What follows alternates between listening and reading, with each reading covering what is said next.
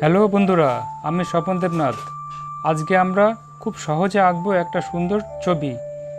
ধাপে ধাপে দেখব, তাই একদম নতুনরাও সহজে শিখতে পারবে।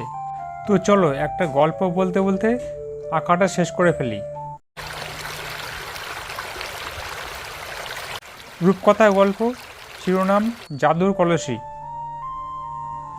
অনেক দিন আগে এক ছোট্ট গ্রামে থাকতো গরিব ছেলে অর্ণব। সারাদিন খাটতো, কিন্তু ঘরে কখনো উনানে হাঁড়ি বসতো না। একদিন দুপুরে অর্ণব জঙ্গল পেরিয়ে নদীর ধার দিয়ে হাঁটছিল। হঠাৎ চোখে পড়ল অদ্ভুত এক কলসি। কলসির গায়ে ঝকমকে সোনালি ফুলে আঁকা ছবির ছিল।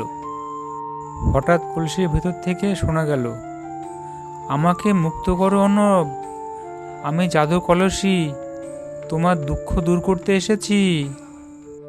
অর্ণব অবাক হয়ে বলল, তুমি কে?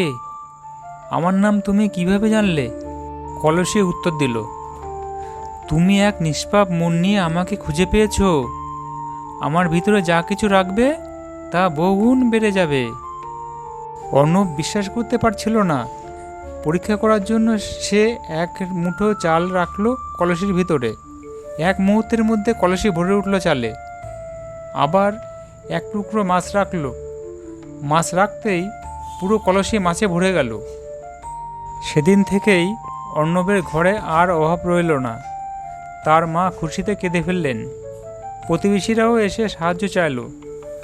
আর অর্ণব কলসির জাদু শুধু নিজের জন্য রাখল না, গ্রামের সবার মধ্যে বিলিয়ে দিল। কিন্তু একদিন গ্রামের লোভী মহাজন খবর পেল। সে রাতের অন্ধকারে কলসিটা চুরি করে নিয়ে গেল। কলসির ভেতরে টাকা রাখলো, আর সত্যিই টাকা বাড়ল।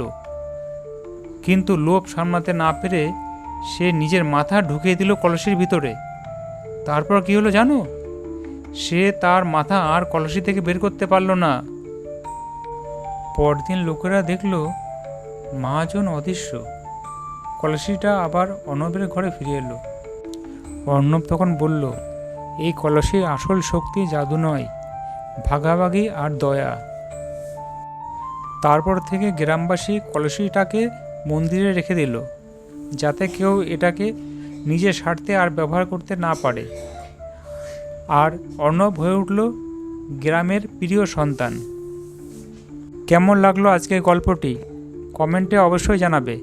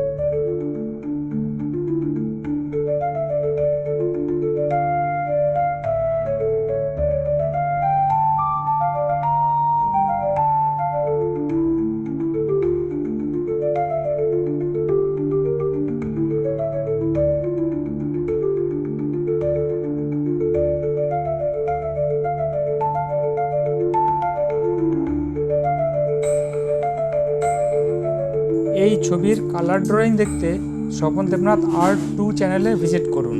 ভিডিওটা ভালো লাগলে অবশ্যই একটা লাইক দিও আর কমেন্টের মাধ্যমে জানিও কেমন লাগলো। আরও এমন সহজ ড্রয়িং টিউটোরিয়াল পেতে আমার এই চ্যানেলটা সাবস্ক্রাইব করো। চলো দেখা হবে পরের ভিডিওতে, ভালো থেকো।